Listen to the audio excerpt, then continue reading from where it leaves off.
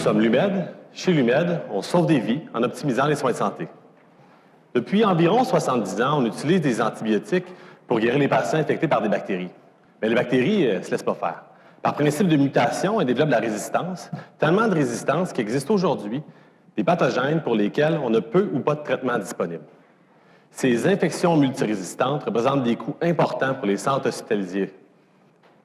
De plus, les grandes compagnies pharmaceutiques ont réorienté leurs recherches vers des domaines plus rentables, les maladies chroniques ou la médication pour le cancer, par exemple.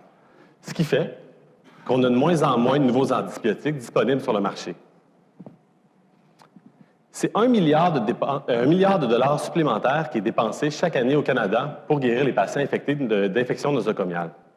Il y a entre 8 000 et 12 000 personnes qui vont en mourir chaque année au Canada seulement. Laissez-moi vous parler de Cathy. Cathy, c'est une des personnes qui a inspiré nos travaux de recherche. Elle est infirmière au centre hospitalier à Sherbrooke. Elle a fait une pneumonie. Elle a été brièvement hospitalisée.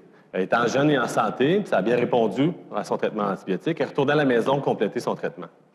Malheureusement, il n'avait pas pris en considération l'ensemble des données de laboratoire disponibles. Elle avait un antibiotique à large spectre qui avait une pression énorme sur sa flore intestinale qui l'a rendu susceptible à développer un C difficile. Le premier facteur de risque pour développer un C difficile, c'est la prise d'antibiotiques dans les 3 mois antérieurs à son exposition à la bactérie. Cathy est retournée travailler après sa pneumonie. Évidemment, elle travaille dans un hôpital, il y a beaucoup de bactéries multirésistantes. Elle a contracté la bactérie, en a fait une infection et 5 rechutes dans les 2 années qui ont suivi. Sa vie a été transformée par la maladie. Après ces 2 années-là, elle avait peur de prendre ses enfants dans ses bras. Elle ne pouvait plus travailler. Ça avait mis une pression énorme sur sa relation de couple. Pour moi, quand la maladie t'éloigne des gens que t'aimes, c'est vraiment pas une bonne histoire. C'est pour régler des cas comme celui-ci qu'on a voulu bâtir une plateforme d'optimisation de façon à éviter que la mauvaise utilisation des antibiotiques en hôpitaux cause des incidents comme celui-ci. Dû à la hausse des résistances des bactéries qu'on connaît aujourd'hui et au nombre de nouveaux antibiotiques qui va en diminuant, il est important de prôner une saine utilisation des antibiotiques actuels. C'est pourquoi on a bâti le premier système d'optimisation de la prescription hospitalière pour les antibiotiques au Canada. D'ailleurs, le CHU a eu à proposer à Sherbrooke des projets à présenter au ministre de la Santé lors de sa visite. Il est venu il y a 2 semaines, puis il a dit « Wow! » Donc, qu'est-ce que ça fait à PSS? Ça prend en compte toutes les données patients, de laboratoire, les traitements concomitants qui sont administrés, les données de microbiologie. Ça fait en sorte de s'assurer qu'en tout temps, toutes les prescriptions sont optimales en fonction de l'ensemble de ces paramètres-là. Je vous présente ici Julie Perron, la première pharmacienne à avoir utilisé notre technologie, avec qui on a aussi collaboré à son développement. Elle nous indique ici qu'à PSS l'aide à identifier les patients pour lesquels elle peut avoir une intervention qui va avoir un impact sur leur santé. Mais quand on discute avec Julie, c'est beaucoup plus que ça qu'on entend. En fait, on lui a offert une opportunité de faire rayonner sa compétence au sein de son établissement. Son rayonnement s'est propagé bien au-delà de l'établissement puisqu'elle a reçu un prix provincial, pharmacienne de cœur et d'action, pour sa contribution au sein de la base de connaissances de la PSS. Avant l'implantation de notre logiciel, il se dépensait au Centre hospitalier universitaire de Sherbrooke 1,7 million de dollars chaque année en antibiotiques. C'était administré auprès de 10 000 patients et c'était 210 000 doses par année.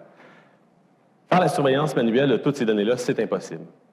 Pourtant, dans la littérature, il est documenté qu'environ 50 des patients hospitalisés qui vont prendre des antibiotiques, à un moment donné de leur hospitalisation, la prescription va être sous-optimale. C'est pourquoi l'impact de la PSS a pu être aussi important. Après 3 ans d'utilisation, ils ont épargné 1,1 million de dollars en achat d'antibiotiques. C'est 1 million de dollars de votre argent qui a pu être réinvesti pour la santé des patients. On a pu atteindre ces économies-là principalement en réduisant de 22 % la consommation d'antibiotiques. C'est 1 dose sur 5 qui n'avait plus besoin d'être préparée par la pharmacienne ou administrée aux patients par l'infirmière. De plus, on a réduit de 2500 jours les durées d'hospitalisation pour la population qui prend des antibiotiques pour l'hôpital à 1 000 $ la journée. C'est là aussi beaucoup d'économies qui est générée. Rapidement, l'UMED a orienté son développement vers une approche partenaire. La commercialisation dans le domaine hospitalier, c'est très complexe. Le cycle de vente est très long. C'est pourquoi on a voulu se trouver un partenaire de distribution. Puis je suis content pour la première fois publiquement de l'annoncer. La semaine passée, on a signé une entente avec TELUS pour qu'il soit distributeur de nos technologies auprès de 4 centres au Québec initialement. Puis on va avoir une entente à long terme qui va être signée en 2014 pour commercialiser nos applications au Canada et en Australie. L'UMED a une expertise qui a été reconnue, et ce, à plusieurs niveaux. Tout d'abord, en technologie de l'information, on a eu un prix provincial dans le plus grand concours en TI du Québec, les Octas. En 2013, dans le domaine de la médecine, on a reçu un prix de l'Association des médecins et microbiologistes infectiologues du Canada dans la catégorie Innovation. Puis, tout récemment, dans une conférence de calibre international en intelligence artificielle, nos algorithmes ont aussi été reconnus avec une récompense.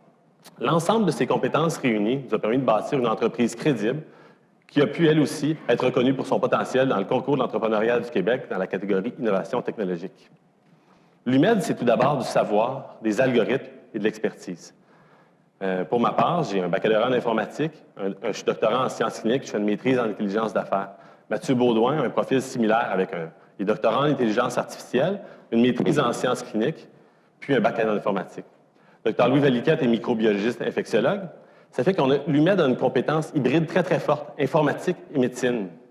L'entente partenaire qu'on a actuellement avec le centre hospitalier à Sherbrooke est telle qu'il nous donne accès à 15 ans de données cliniques. On a un laboratoire de développement pour nos algorithmes qui n'a pas d'égal dans le marché des TI de la santé en ce moment. L'UMED a aussi choisi de s'entourer. On est membre de l'accélérateur en création technologique associé à l'Université de Sherbrooke, puis on a un comité aviseur avec une expertise incroyable. M. Marc Bilodeau était directeur des ventes dans la section antibiotiques pour Wyeth Pharmaceutical. Daniel Lacroix a eu 90 des pharmacies ont utilisé son logiciel au Québec dans les années 90. Elio VTC et Rogénéel ont eu plusieurs entreprises qui ont mis sur pied, qui ont su faire croître et revendre avec profit. Puis Jacques Lajoie est un spécialiste en exploitation de propriété intellectuelle, un domaine qui est central dans notre partenariat avec l'université. Tous ces gens sont réunis autour d'une idée pour éviter que des vies soient transformées, comme celle à Cathy, inutilement par la maladie. Mon nom est Vincent Naud, nous sommes l'UMED, on sauve des vies en optimisant les soins de santé. Merci.